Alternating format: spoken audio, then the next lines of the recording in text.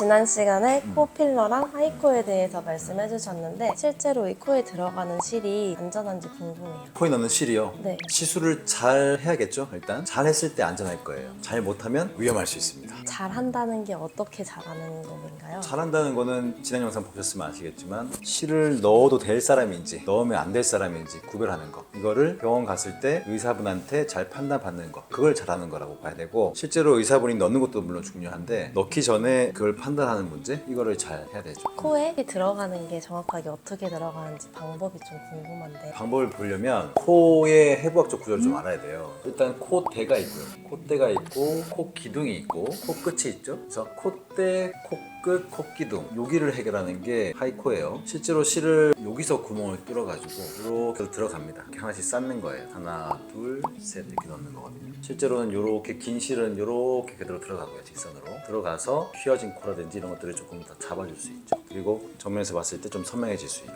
그리고 실 중에서 짧은 실은 이렇게 들어갑니다. 하나의 구멍으로 위로 들어갔다가 또 하나는 짧은 실은 밑으로 들어갑니다. 그래서 코 기둥을 따라서 쭉 내려가서 상악골, 위턱뼈, 그 바닥을 찍고 나오거든요. 여기까지 들어가서 나오면 실이 이렇게 딱 들어가 있고 코끝을 앞으로 내미는 거죠.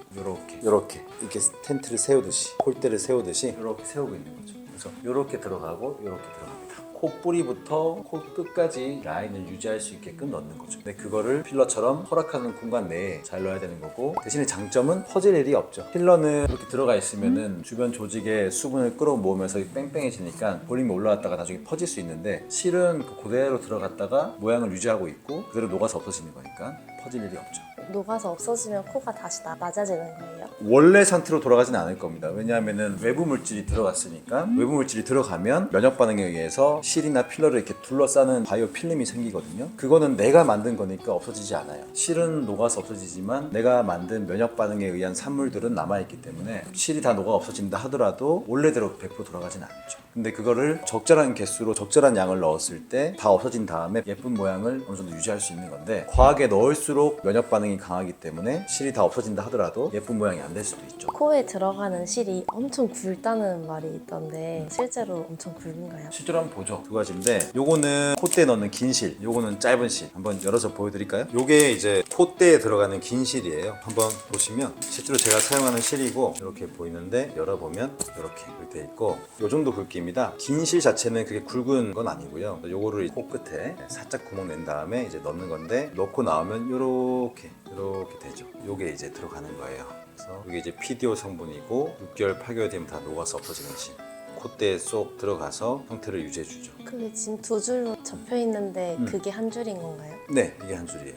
보이시나? 보이죠? 요거를 이제 콧대에 넣어서 겹겹이 이렇게 하나 넣고 또 넣고 점점 쌓이게 하는 거죠. 근데 그거는 이제 코가 선명해지는 거를 시술 중에 라이브로 보면서 한 줄, 두 줄 뭐 이렇게 넣는 거죠. 그리고 요거는 이제 짧은 실인데, 짧은 실은 이제 코 기둥에 넣어서 코끝을 앞으로 뺄 때 사용하는 건데, 보시면 짧은 실이고, 열어볼게요. 얘는 조금 굵은 편이긴 해요. 조금 더 굵어요. 이거는 이제 코끝에 같은 구멍으로 넣어서 코 기둥을 이렇게 넣는 거죠.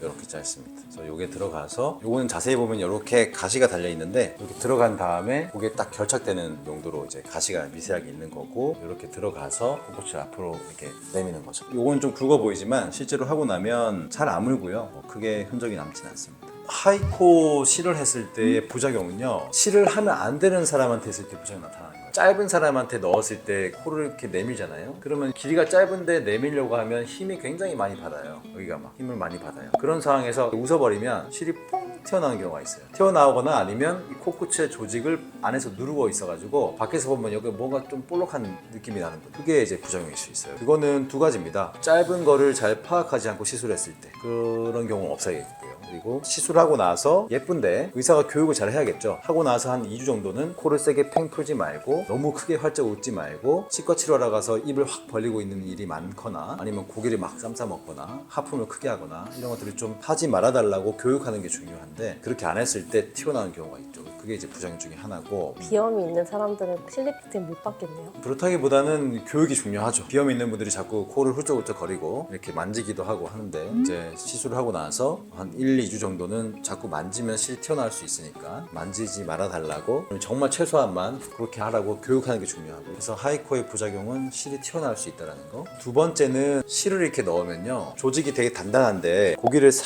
밀고 들어가는 거거든요. 그러면 이렇게 약간 벌린단 말이에요, 조직을. 그러면 이게 약간 터널이 생겨요, 터널이. 그러니까 이렇게 지나가서 그 주변에 유착이나 흉살이 생길 수가 있죠. 근데 그거는 적절한 간격을 지켜서 시술을 하면 문제는 없습니다. 대신에 너무 자주 시술하고 났는데 코가 조그만 라인이 좀 바뀌었다고 해서 또 시술하고 자꾸 그 부분을 지나가 버리면, 자주 터널을 만들면 상처가 나게 되고, 상처가 아무는 과정에서 주변 조직이 딱딱해지거든요. 그러면 본인은 모르지만 혹시나 나중에 수술을 할 때 열어봤을 때 조직이 단단하면 보형물 넣었을 때 그게 방해되는 요인이 될 수 있단 말이에요. 그런 부분들이 부작용일 수 있죠. 그런 부분들은 조금 더 생각해 볼 문제인 것 같습니다. 최대 몇 개까지 들어가나요? 코에 들어가는 실 개수는요, 콧대에는 최대 10개 정도는 들어가는 것 같아요. 근데 흔하진 않고요. 보통은 콧대에는 한 4개 정도 들어가고, 코 기둥에는 실제로 많이 안 들어갑니다. 많이 들어가도 2개. 너무 낮은 분들은 실로 올릴 수가 없어요. 여기가 너무 낮은 분들, 그런 분들은 필러를 도움 받아야죠. 근데 조금 선명하게 만드는 정도만 한다 그러면 실만 넣어서 조금 해도 될 것 같아요.